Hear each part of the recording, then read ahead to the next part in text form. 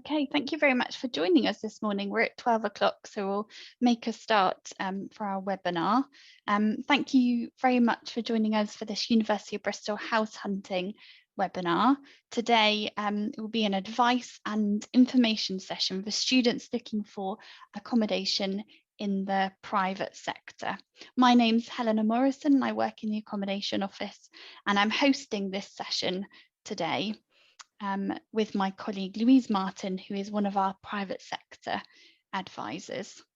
This session is scheduled for an hour, but the presentation will take about 45 minutes in total, and we'll pause during the presentation for questions.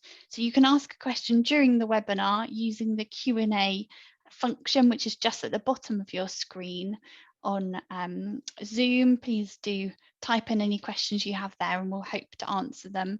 And we probably won't be able to get through all of them because we've got a lot of things that we hope to tell you about this morning. But as I said previously, this webinar is being recorded, so you'll be able to get hold of that recording as of next week, and Louise will be pointing you to helpful information that's already on our website.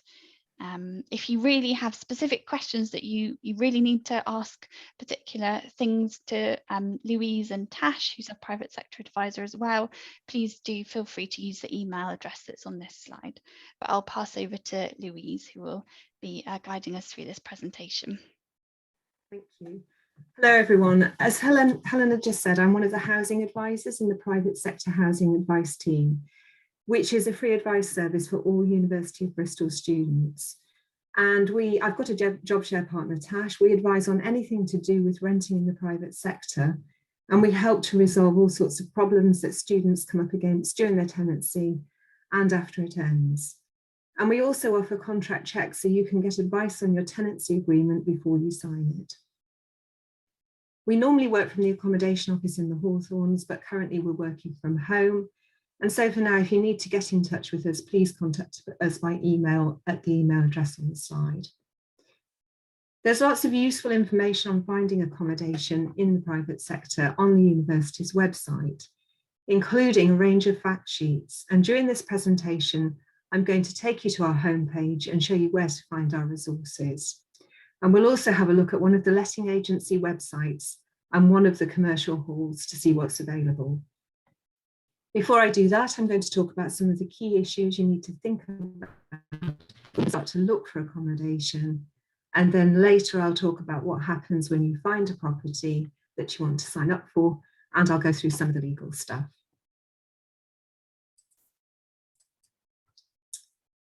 So these are your options in the private sector. First of all, commercial halls of residence. There are lots of commercial providers of student accommodation in Bristol, but they do tend to be pricey. Rents range from about £190 a week for a room in a shared flat, up to about £340 a week for a luxury studio. So many of these are high-end and have lots of facilities on site, and bills are included. So if you want to be in a purpose-built hall of residence in a studio, a 2DO or a shared flat, then this is an option. Tenancies can vary in length, so you might be able to get a contract for less than 52 weeks, but bear in mind some of the halls are now fully booked and some only have the more expensive rooms left, but we'll have a look at that later. Then if you don't want to be in a hall of residence, there are studios, flats and houses available to rent in the private sector across the city. There is some purpose-built student-specific accommodation, and the prices vary starting from about £750 a month for a studio up to £1,200–1,300 for a luxury self-contained apartment. Sometimes utility bills and broadband are included in the rent, but not always, so do check. Non-purpose-built accommodation is more widely available. Rents do vary according to the type of accommodation and the location. There are studios and one-bedroom flats available in and around the city centre. Living on your own in a self-contained studio or flat that isn't part of a student development is an option, but it can be isolating and it is going to be more expensive than a flat or a house share. So you'll probably be looking at around £750 a month for a studio, up to about £1,400 for a 1-bedroom flat close to the city centre and the university, as against probably about £600 for a room in a shared house in the same location. And bills won't be included. Well, usually they won't be included. So you do have to budget for bills on top of your rent. Letting agents often advertise flat or house shares for rent as a whole property rather than room by room, but some agents and landlords will advertise and let rooms separately to individuals rather than a group. And students also advertise rooms that are available in shared houses and flats. So if you don't have a group of friends to rent with, you can still rent a room in a shared flat or house. And although that can be a bit of a gamble, it is a way to meet people quickly. Just bear in mind, though, that tenancies in shared accommodation in Bristol are usually for 52 weeks, and it can be difficult to get out of a tenancy once you've signed the contract. And that could be a problem for you if you move in and then don't get on with the other tenants. And then the last option is that you could live with a resident landlord. Again, bills are usually included, and you might be able to get a contract for less than 52 weeks. If you're looking for a homely atmosphere and you want somewhere quiet and relatively cheap, then this may suit you, but do weigh it up because it can be a bit isolating unless the host family have other students living with them as well.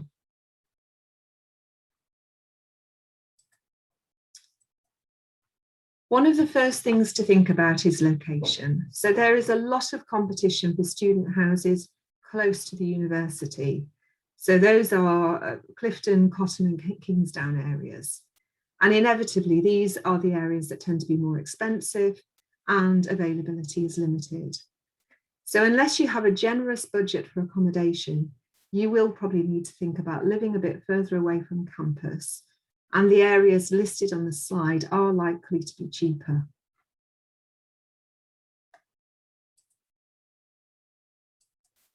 You can get an idea of where those areas are from this map. So you'll see that the closest is Clifton. Clifton's about, well, wherever you live in Clifton, it's probably about a 10-minute walk or less to campus. Kingsdown and so Clifton's blue, light blue to the left of the campus. Kingsdown and Cotton moving over to the right. That's probably from 2 to 20 minutes walk from the campus. And then if you move around to the yellow area, the city centre, that's about a 10 to 15 minute walk. And then Clifton Wood, which is in green to the left of the city centre, that's probably between a 10 and 20 minute walk. Do bear in mind though that the campus is at the top of a hill. So if you live below it in the city centre or Clifton Wood and Hotwells, you're going to have a 10-15 minute walk up a steep hill. Bristol's a big city and there's student accommodation everywhere, so you don't have to live really close to the uni, especially if you're up for walking, cycling or catching a bus. So if you want to think about somewhere a little bit further away, you've got Stokes Croft, St Paul's and Montpellier. That's marked in darker blue to the right above the city centre. So that's probably somewhere between 20 and 35 minutes to walk to the campus, depending on where you are. And then moving up from that to the purple, you've got Bishopston and St Andrews. And that's about, well, between 25 and 40 minutes to walk to the campus. And then in the green, that's the Redland area. And again, that's quite a big area. So it can be between 10 minutes and 45 minutes to walk, depending where you live.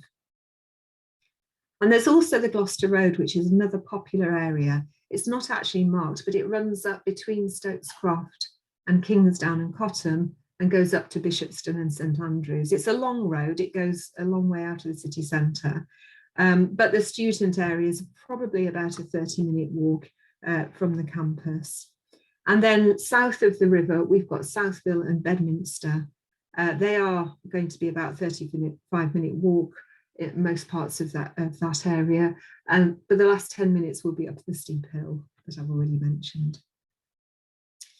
There is information on our website about all of these areas, including walking times, and these areas are all on good bus routes. But I have had a look at the accommodation currently available, and there is quite a lot that's further away from these areas. So, you know, if you want to think about living a bit further away again, and you may have to, fish ponds is an area that is popular and it is being advertised.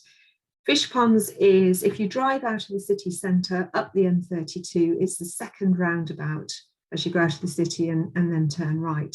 That's the Fish Ponds Road. And another area that's been advertised is Filton, which is up the Gloucester Road. That's actually the A38, I mentioned it earlier. Both Fish Ponds and Filton are probably about 40 minutes on a bus to the city centre, and then you'll have the 10-minute walk up the hill, or you can change buses. And another area that's been advertised is Hallfield, which is just beyond Redland. So that's the green area at the top.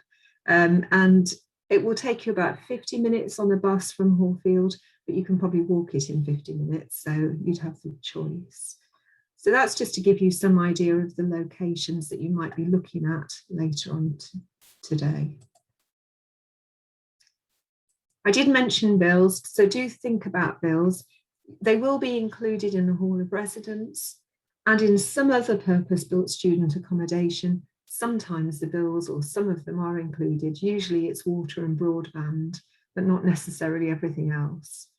And in most other private sector tenancies, the rent is exclusive of all utilities and other bills.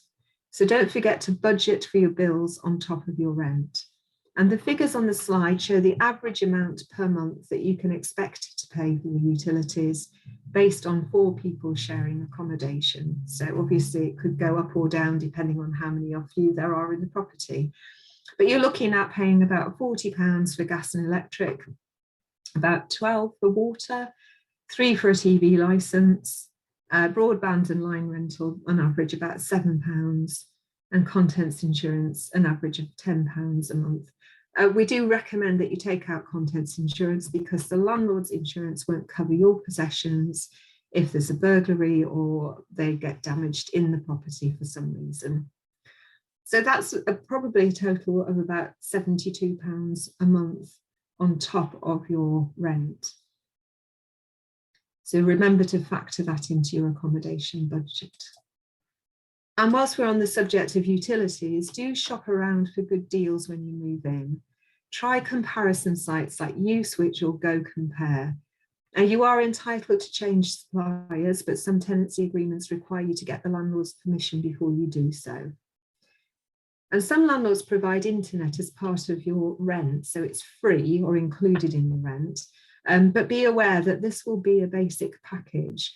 And we do know that that's not always up to the job of people live streaming lectures in shared accommodation. We've had some problems with that this year. So if there's going to be online tuition, and you've got a basic package included in your rent, do ask about that and make sure that if it needs to be upgraded, the landlord is going to agree to do that, and make sure you know who's going to have to pay for that. And get any assurances from the landlord about the internet package and any upgrade in writing before you sign the contract. And also, when you move into your private rented, you must complete a council tax exemption form. If you're a full-time student, then you should be entitled to the exemption, but you do have to apply for it. You can find the form on the Accommodation Office website. It's also on our council tax fact sheet, and you can get it on the Bristol City Council's website as well. And just to say that if you've got any money worries during your time at the university, do get in touch with student funding. They can give you advice on funding and budgeting, and they can give you information about emergency and hardship funds that might be available, especially if you sort of come up against a crisis that you hadn't foreseen.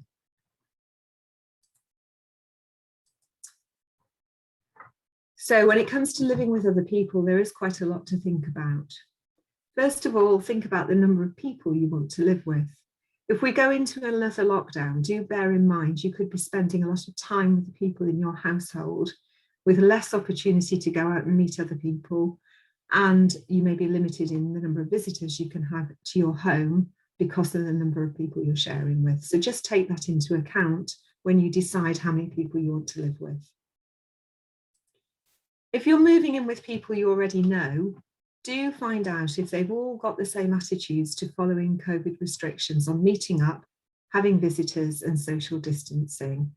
It's better to ask the question before you sign the contract than to find out once you've moved in that they've got a different way of dealing with things or responding to those restrictions than you have. And the same applies to budgets and attitudes to noise, course demands, household chores. These are all things you need to be able to talk about with your housemates. So think about how you do that and think about how you'd handle any disagreements that may arise.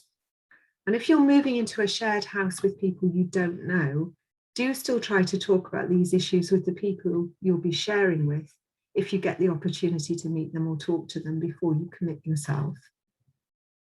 I think I said earlier, it's not easy to get out of a joint tenancy agreement once it's signed.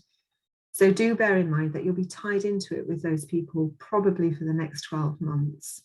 So think carefully before you sign up. We're going to pause now just to see if there's any questions on what I've covered so far. I mean, we are going to go on to look at resources and what's available and the legalities later on. So we'll save any questions on that until later. But if there are any relevant ones now, Helena, we can deal with those. Thanks, Louise. Yes, we haven't had any new questions come through. Just for those of you who perhaps didn't hear the question we had at the beginning, somebody was asking about the recording of this presentation and when it would be made available.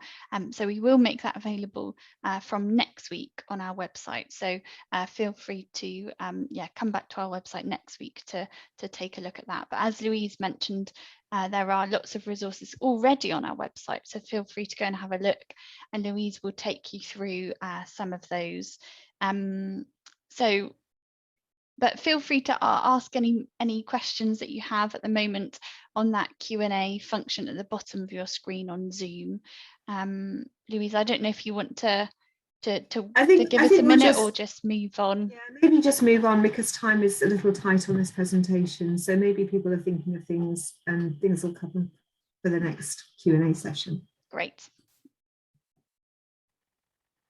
So where to start? We recommend that you use our resources as your starting point. Bristol Su Lettings is the student union-owned letting agency.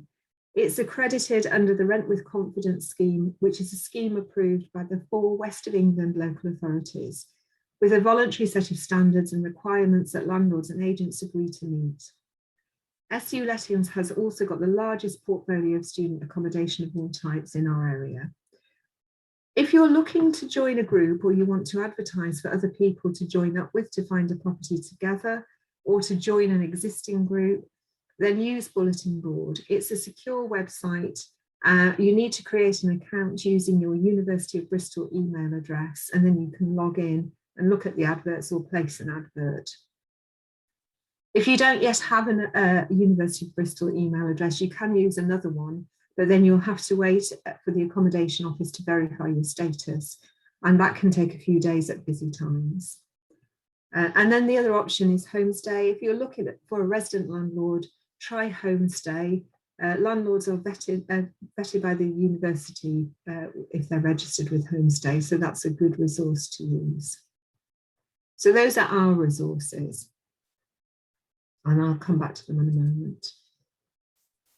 If you're not using our resources, do be vigilant. Every year, some students lose money through scams, and it does usually happen when booking accommodation remotely, but not only then. Scammers can access Facebook pages and accommodation websites and post fake adverts, and then once the deposit is transferred, just disappear. Tracing them can be impossible. They could be anywhere in the world.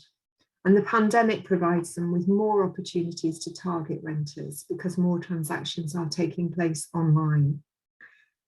Always view the property in person if you possibly can, and don't pay any money until you've seen the property and met the landlord or agent. Don't be fobbed off if the landlord says you can't view in person because of the pandemic. Current government guidance allows for in-person viewings, and although that might change, you can check it on the DirectGov website, or you can email us and we can advise you. Some of you will need to secure accommodation in the UK from overseas, and so you won't be able to come and see it in person. I mean, if at all possible, try to get a friend or a relative to check it for you, but I realise that won't be possible for everybody. The key message really is don't be pressurised into transferring large sums of money until you're sure the landlord or the agent is authentic. Always ask for a copy of the tenancy agreement and get the landlord's name and contact address, and then carry out some basic checks yourself before you pay any money. I'll talk about the checks you can carry out in a moment, and you'll find out more in our Renting Safely fact sheet, which is on our website. If in doubt, email us and we can check the authenticity of an advert for you.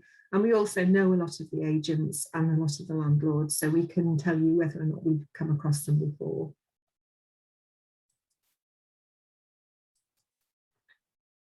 There are dozens of letting agencies in Bristol. Always use trusted websites and rent through an established letting agent if you can. Agents can't charge you for viewing properties, credit checks, references, or signing up. Those payments are all now unlawful. So if an agent does try to charge you, they may well not be legitimate, and please do tell us and we can check that out for you. We don't recommend any agencies apart from SU Lettings, but you can find a list of local agencies on our website. All letting agents must belong to a government-approved redress scheme. There are 2 of them. They also must belong to an approved client money protection scheme, and there are 6 of those. This information is all on a fact sheet on our website. And you can find out if letting agents are members by searching. Well, first of all, it should be on their website, but you can also search online to see if they are members. So the letting agencies on our list are all members of a redress scheme and a client money protection scheme. And you can also check to see if agents you're dealing with are members of any professional bodies, such as UK ALA, which is the UK Association of Letting Agents, and BALMA, which is the Bristol Association of Letting and Managing Agents. And this information should be on their website, but you can also search on the BALMA and the UK ALA websites as well.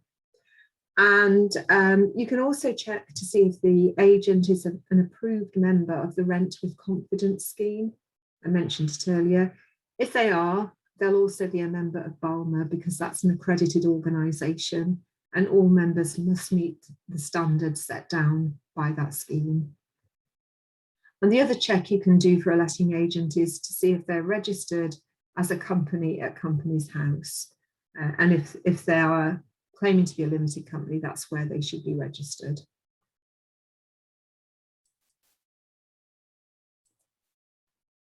There are lots of letting agencies and websites where agents and landlords advertise which are not on our list. And landlords also sometimes place ads in shops or newspapers. If you're dealing with a landlord rather than a letting agent, do look out for landlord reviews on the internet. There are lots of sites, but Marks Out of Tenancy is one that we suggest students use to leave reviews of landlords. So you might find out something about your landlord there. Sometimes if you just put the name into the internet browser, you'll find out information. And you can check to see if the landlord is a member of a professional organisation, such as the National Residential Landlords Association. They don't have to be, but again, if they are, it's an indication that they're authentic. And also check to see if your landlord or agent is a member of the Bristol Ethical Lettings Charter. That's a charter that was created locally by a community organisation called Acorn, and participating landlords have signed up to a good practice charter with bronze, silver and gold categories of commitments. Information about the Bristol Ethical Lettings Charter is also on our fact sheets, so you can find that separately. The key message really is never pay any money upfront for anything until you're sure that the landlord and or the letting agent are who they say they are and that they're reputable. And if in doubt, please do contact us for help. And then I've already mentioned the commercial halls of residence. There are lots of commercial providers in Bristol. They all have their own websites. And we've got a list on our finding accommodation fact sheet, and I'll show you where to find that next.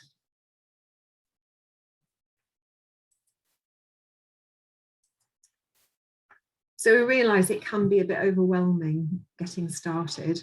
So I'm going to take you to our website and show you where to find our resources. And then we'll have a quick look at what's available on one of the agency websites and one of the commercial websites. Bear with me, I have to do some screen swapping now, so it might take me a second or two.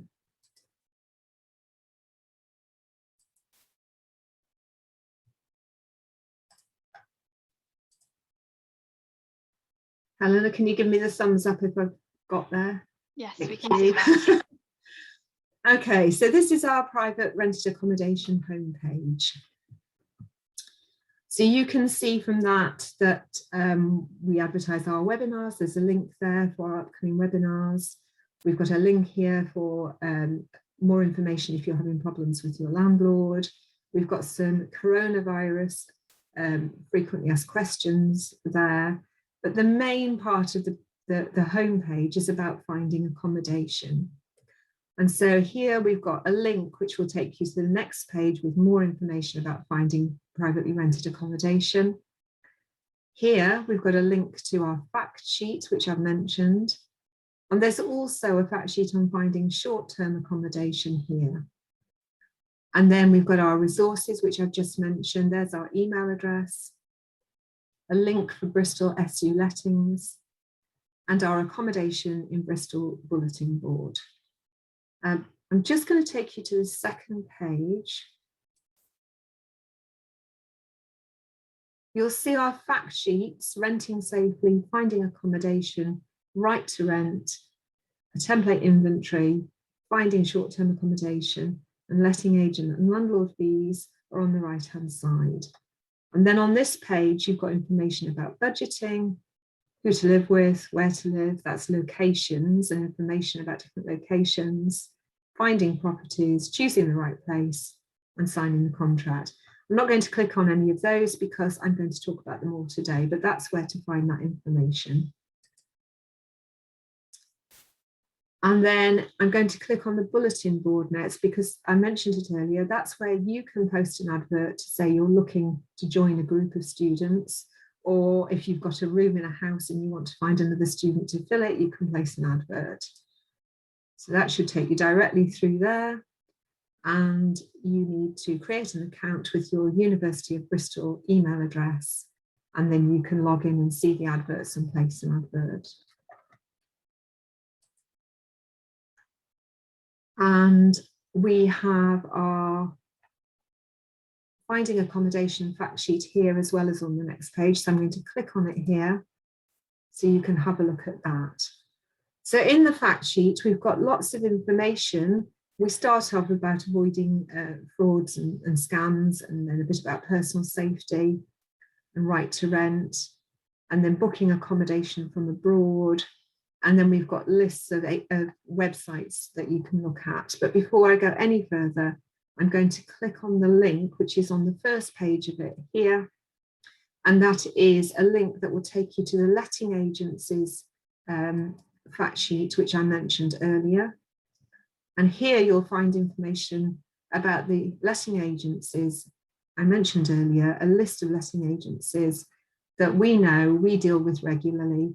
We know they're affiliated to professional organisations and they're members of client money protection schemes and redress schemes. And the links will take you directly to their website. So if you go onto this fact sheet, you can do a quick search of all of those known agencies that we deal with regularly to see what they've got available. It'll save you looking them all up separately.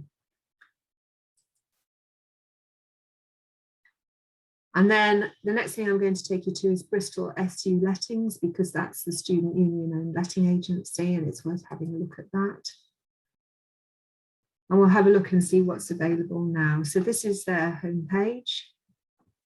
If I just click on search, I'm not going to put anything in as a filter, so I'll just search to see what's available. So I looked 10 minutes ago there were 38, there are now 37 properties. Yesterday there were 40. So they are moving, but not, you know, alarmingly. So there are probably 4 pages, I think. Look, yes, 4 pages of properties. I'm only going to look at the first page just to give you an idea.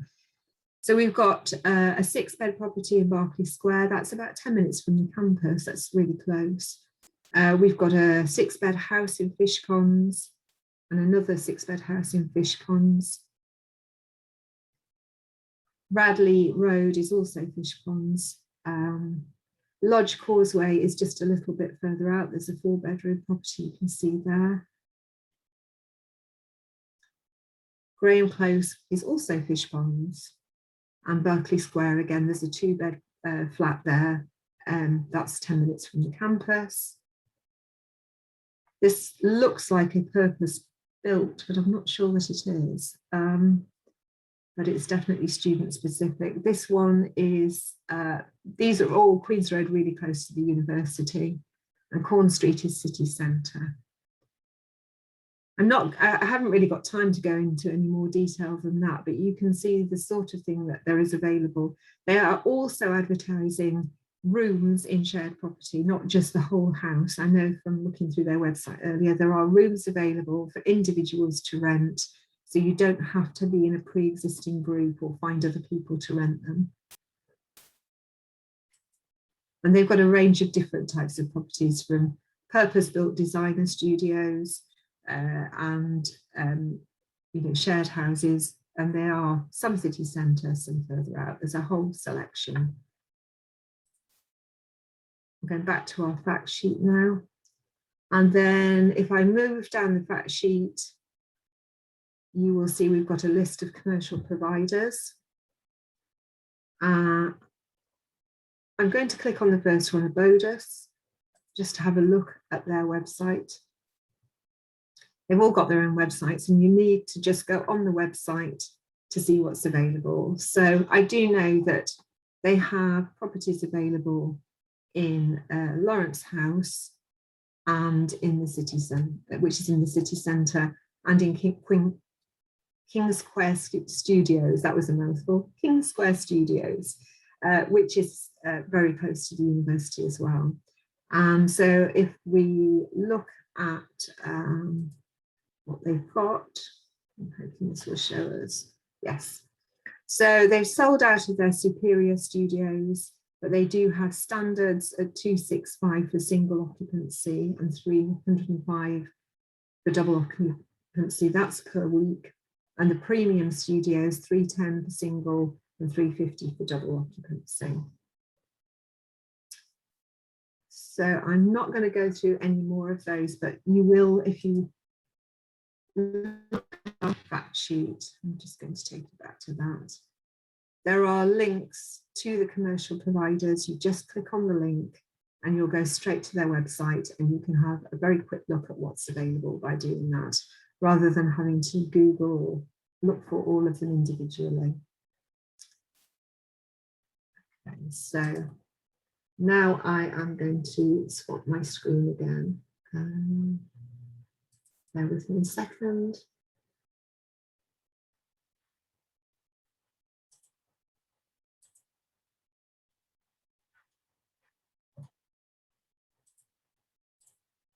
Can you give me a thumbs up, Helena, if I'm in the right place? Thank you. It's always worth checking. So in preparation for this webinar, we sent an email to the agencies and commercial halls on our list to ask what's available. Now, it's a busy time and not all of them responded, but we did get some responses. So we do know that it's worth looking at SU Lettings, as I've already said. They've got a range of different things available. Flatline don't have very much, so there's 1-bedroom flat and 1 studio, but both very close to the uni, but not very much. Bristol Student Lets did have quite a few. They've got 6 studios, but they are also expecting more properties to come online. They were talking about 4-bedroom flats and a 1-bedroom flat and a 5-bedroom house coming on shortly. They're not on the website yet, I don't think. Diggs is one of the biggest agencies. They do have quite a few properties. They've got a range of flat shares, 1, 2, 4 and 6 bedrooms. They've got 9 rooms in shared houses and they've got about 35 studios. CJ Hole have some availability and Kendall Harper do as well, although I think Kendall Harper have got shared houses that are a little bit further out in the Filton area, although there is one in St Andrews and one in Montpellier. And then there's IESIS. They're not on our website, so I'll just spell it. It's IESIS. They told us that they do have about 80 vacancies across 4 purpose-built developments. They're around Park Street, which is very close to the university. They are being advertised on Rightmove and Rentbunk. So that's where you'll find those properties. And the rents are between 670 and 1,300 for a calendar month.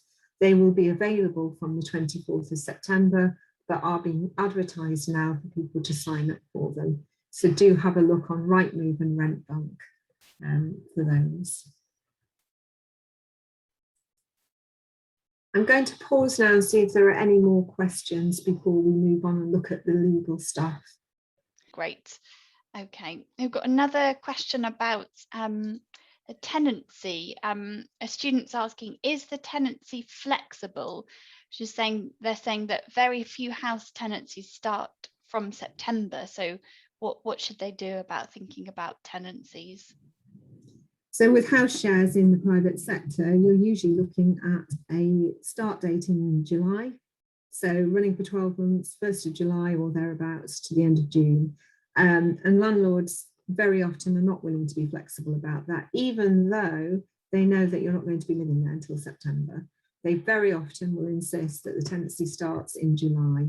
It's very frustrating, but because there is such demand for property in Bristol, unfortunately, they can demand that. There are tenancies that start in September, and they will probably, more of them will be advertised after the 1st of July. So if the landlords miss that July date, then they might have tenancies that start in September. But yeah, they don't tend to be that flexible. You can always ask. You can always try and negotiate. If they're finding it difficult to let the property, they might be willing to change the date. Yeah, that's really helpful. Thanks, Louise. And then one last question about thinking about finding people to live with. So students saying that they'd like to join a group of students in a private rented house, maybe 3 or 4 other people, but they think they're not sure whether the majority of students will already have signed tenancy agreements. And in your experience, have you found that individuals struggle to find other groups of students between the months of June or July, kind of towards September? And do you have any advice? People are looking, and in fact, I should have mentioned and forgot to mention, on our fact sheet, there are some Facebook groups. There are links to the Facebook groups. And I had a look yesterday and there are lots of people looking for people to join them. There are rooms available and there are people advertising the rooms, and there are also people saying, I'm looking for this, specifically. And there's a group of 2 or 3 of us. Is there a room or 3 rooms available in the shared house? So, you've just got to keep looking. Bulletin board and Facebook groups are good places to look. And yes, people are looking. And I think probably later than they usually are this year because of COVID. Great. Okay, we've got 2 more questions come in. Do you think we've got time for maybe one more of those, Louise? Or yes, go on then. Yeah. Okay. I'll ask the first question because I think the second question you'll be covering in your next section. But one student says they've looked at the Google reviews for Digs Bristol and they were actually quite bad. Do you recommend this agency? We don't recommend any agencies apart from Su Lettings. Digs are one of the bigger ones, and the more properties you have, the more complaints you're going to get. That's just a fact of life. We get complaints about most agencies. I can't say more than that. They're a big agency, they have lots of properties, and there are complaints. There are also students who are happy with what the service they get from them. That's great. Thanks, Louise. Okay, so any other questions, we'll save them until the end. And if we can't answer them, then hopefully you'll be able to find the information on our website. If not, if you really can't, then you can email Louise and Tash at that email address. Okay, thank you. So when it comes to viewing properties, do make sure that you take all necessary precautions to keep yourself safe. So I'm talking about general safety, so don't go on your own. If you can avoid it, go with somebody else, but also COVID safety. So we would expect that if anybody in a property that you're going to view has got symptoms, then they would tell the agency and the viewing would be cancelled. But then again, not everybody has symptoms, and even if you do, you're likely to be infectious before you actually show the symptoms. So do take precautions for your own protection when you're inside the property. And also bear in mind that the current tenants are probably not going to be there, and you know that they're going to trust you when you're going into their property to take precautions. We've had lots of students contacting us who are worried about in-person viewings because they may have pre-existing health conditions and they just feel vulnerable. So even if you don't think you're at risk, can you please take precautions and follow the guidance when you're looking at properties? And also, when you view a property, do use our fact sheet on choosing the right place. There's a checklist for things to look out for and to keep a record of properties viewed. And there's also a checklist on the SU website if you want to use theirs. Take the whole group along if possible, if you're in a group, and be very wary of properties that look run down and neglected. And even if the landlord or agent promises to carry out any work, make sure you get it in writing, because they don't always do what they say they will do. And it's easier to challenge that if you've got it in writing. And do have a really good look around. Try to picture it without the current tenants' belongings in it. If you get to meet the current tenants, do ask them about their experience of living in the property. Ask about their experience with the landlord or the agent, and then just generally have a good look around and look for things like damp, black mold, and have a sniff. You can usually smell if it's damp. Peeling wallpaper, paint, any signs of disrepair. And basement flats can be particularly prone to damp, so do be particularly cautious if you're looking at a basement flat. But the main thing is don't rush, don't feel pressured. There are properties, and don't just take any old thing because you're worried that you won't find anything. I also need to mention houses in multiple occupation. So a house rented out to 5 or more occupants has to be licensed as a house in multiple occupation. That's nationally, but locally in Bristol, properties with 3 or more occupants also have to be licensed. So you can check on the council's website to make sure the property you're going to rent is licensed if it's meant to be. There's a link on the resources slide to that. If it isn't, let us know and we can check if it ought to be and take it up for you if it should be and it isn't. And if you're in a licensed HMO and you're having problems with repairs or safety issues, Bristol City Council will step in. It's easy to get help because they can step in and help you. So when you find a property you like, you'll probably have to pay a holding fee to reserve it. Holding fees are limited by law to 1 week's rent. And once you've paid a holding fee, the tenancy agreement should be signed within 14 days, unless you've agreed a longer time period in writing.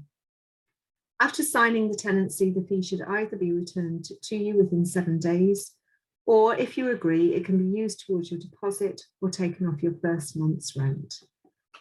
Don't pay unless you're sure you want the property. If you change your mind, it's very unlikely that you'll get your money back. But if the landlord pulls out, then you will get your money back. But if it's your decision to pull out, you won't. And bear in mind that the tenancy agreement is a legally binding contract. Any good landlord will give you time to take the tenancy away and get it checked before you have to sign it. So if you're feeling pressured, there's probably something not quite right. There's a fact sheet on our website with information about the main issues arising in contracts so that you can check for yourself if your contract's okay and there's a link on the resources slide at the end. And before you sign it, make sure you read it and understand it. If you've got any worries about it, you can send it to us and we'll check it for you. Or you can just ask us questions if there's any things you don't understand in it. If you feel any of the terms are unfair, get in touch with us to talk about it. And do bear in mind that most contracts are fixed term agreements for 12 months from usually the beginning of July to the end of June, although currently there are some advertised that start in September. And once you sign, you will be liable for the rent for the whole year unless you can find a replacement to take over your contract and get the landlord's agreement to release you. And that can be difficult, so be sure before you sign. And most of the house shares and flat shares have joint tenancies, and that means that you are jointly and severally liable for the rent. What that means is if anybody in the group doesn't pay their rent, the landlord can come after anybody else for it. They can ask you to pay it even though it's not your debt. And you almost certainly need a guarantor. That's a person who guarantees to pay your rent, even if you don't, or to pay for any damage to the property. Joint liability can apply to guarantors and usually does. So if anybody else defaults on the rent and they don't pay it, your guarantor could be asked to pay it if nobody else can. The guarantor will need a UK address, and if you're unable to provide a UK guarantor, you might be asked to pay up to 12 months rent in advance, which can be very difficult for some students, for most students. We have a partnership between the university and Housing Hand. Housing Hand is a guarantor company, and they can provide you with a guarantor, but they charge a one-off fee of £225, or you can pay over 8 monthly instalments. It's £30 each instalment. And then the other thing you might be asked for is a rent reference. You can email the accommodation office for a rent reference if you've been in halls and paid your rent up to date. They will provide you with a rent reference. And before the tenancy starts, you'll also probably have to pay a deposit. A deposit is money paid to the landlord or agent at the start of the tenancy in case you default on your rent or cause damage and incur costs for the landlord. Deposit amounts are now capped by law at 5 weeks' rent if your annual rent is under £50,000, or 6 weeks' rent if your annual rent is over £50,000, and in large house shares that is sometimes the case. The law states that all deposits paid on assured short-term tenancies must be protected within 30 days, and that means they have to be registered with one of 3 government-approved schemes. And then you must be provided with prescribed information within 30 days. And the prescribed information tells you about the scheme the deposit is registered with, gives you an ID number so that you can actually apply for it back, and it gives you some other details about the scheme and what to do if there's a dispute. And it might be in the form of a certificate, but do make sure you get that. And if you haven't got it after 30 days of paying the deposit, then contact us because you should have that information. It's a legal requirement. And do note, it's worth mentioning at this point, that if you want to get your deposit back at the end of the tenancy, you have to leave the property in the same condition at the end of the tenancy as it was in at the start of the tenancy. That means as clean as it was and in the same state of repair and decoration, safe for wear and tear. So the key thing to do when you move in is take lots of dated photographs and complete a detailed inventory. If your landlord or agent doesn't give you an inventory, do download it off our website. I did show you where that was, and complete it yourself and try and get the landlord or agent to sign it as an agreed record. But even if they won't, do it yourself and take the photographs. And then at the end of the tenancy, as long as you leave the property in the same condition and you can prove it with further photographs, then you should get your deposit back. And then right to rent. Before the tenancy starts, you'll have to prove you have the right to rent. Private landlords have to check a prospective tenant has the right to rent. And the legislation applies to everyone renting in the private sector, not just to persons coming to the UK from abroad. Landlords are required to check your original documents, for example, a passport or visa, before the tenancy starts. And if your stay in the UK is time limited, they have to renew the checks annually or when your leave is due for renewal.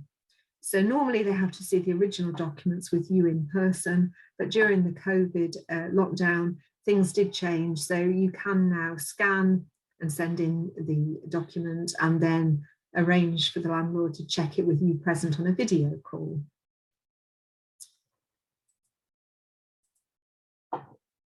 So key points to remember: before you pay any money, check the agent is a member of a redress scheme and a client money protection scheme, and critically that you know that they're authentic and you know who they are. And don't pay more than 1 week's rent as a holding deposit, or more than 5 weeks rent, or 6 weeks if your annual rent is over £50,000, as a security deposit. Make sure you get a copy of your contract or tenancy agreement once you've signed it. You are entitled to your landlord's name and address, but it may be that you only get the letting agent's address on the tenancy agreement. You are actually entitled to ask for it and to be provided with it. But if the letting agent is managing the property, you probably won't need it.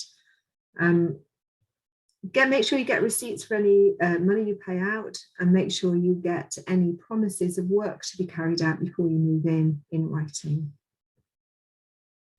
And before the tenancy starts, there are some documents that the landlord is legally obliged to give you. So these are a gas safety certificate if there are gas appliances in the property, and that has to be renewed annually, so make sure it's in date. An electrical installation condition report, and that has to be renewed every 5 years. An energy performance certificate, that has to be renewed every 10 years. And the government's guide, how to rent, the checklist for renting in England, and the deposit scheme details within 30 days of you paying the deposit. So do make sure you get all of those documents. If you're not provided with them, ask about them or ask us for advice.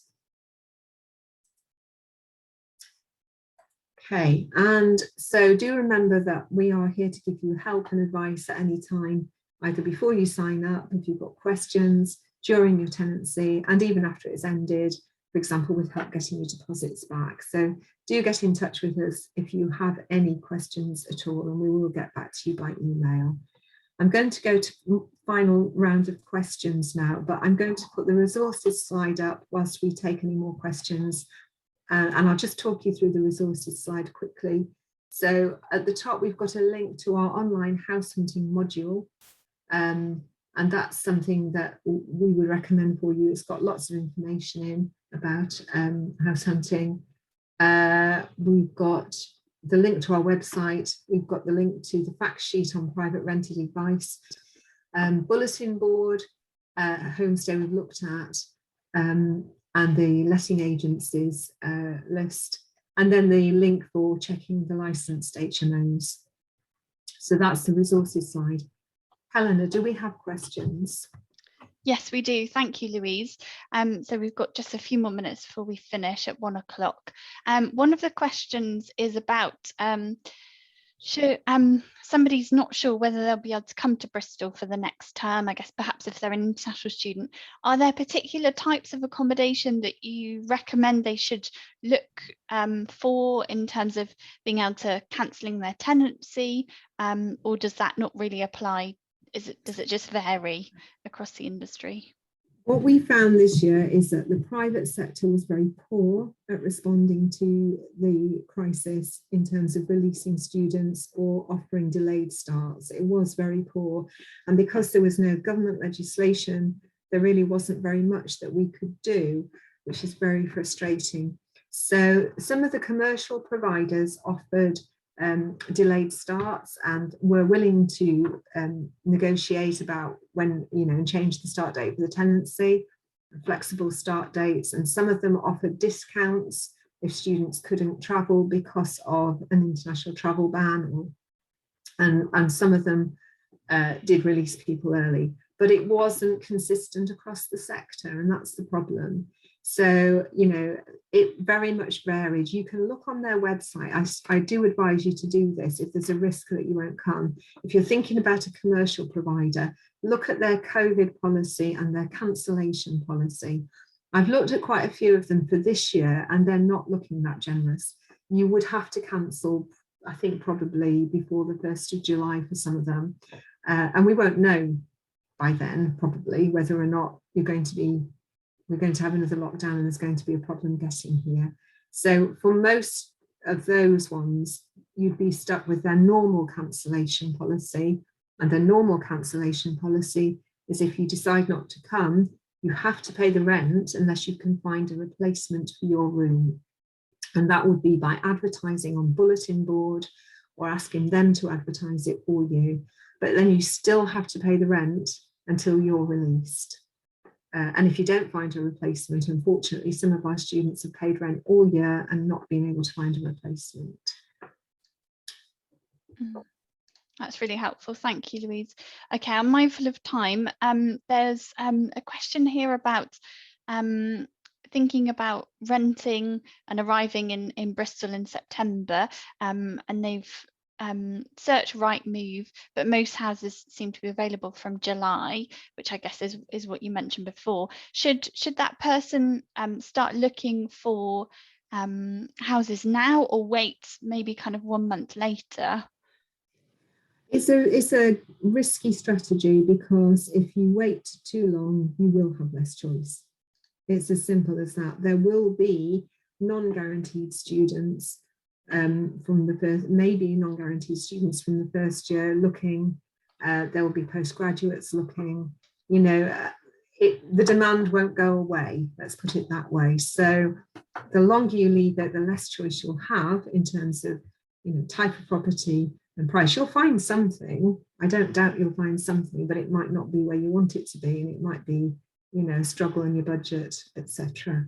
So I did see properties available from September, and I used to say they have some coming online from the 24th of September, but they're advertised now.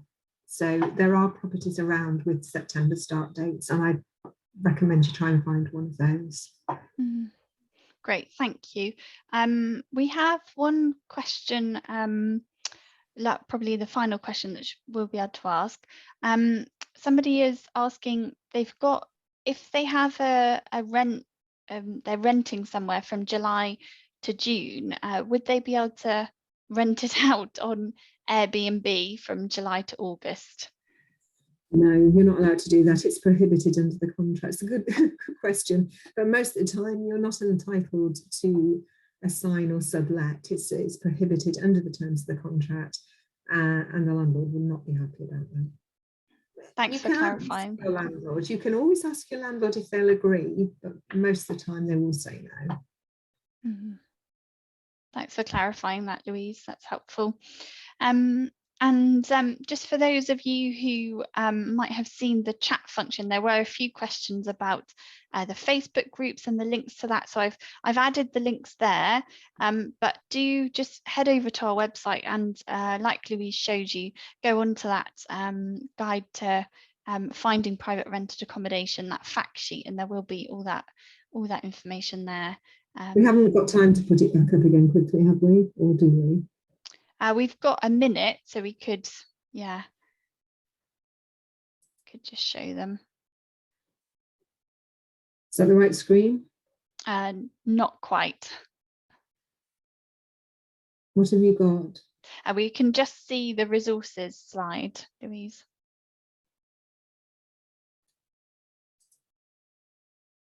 There we go, we can see that now. That's brilliant. Finding accommodation and the Facebook groups. Was that what you were looking at? Yeah. They're here.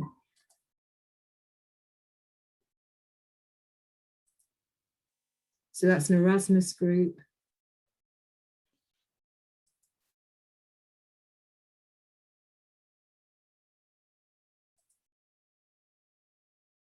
Student accommodation in Bristol. So you can click on all of them from there. I won't do the last one, but yeah, you can click on them. Okay, we're at 1 minute past 1 now, so thank you very much for joining us. Yeah, thank you very much for joining us today. And like we said earlier, this recording will be available on our website, and hopefully you've found it helpful. Thank you very much for joining us, and do email us with any questions. Thank you. Thanks then. Bye-bye. Bye.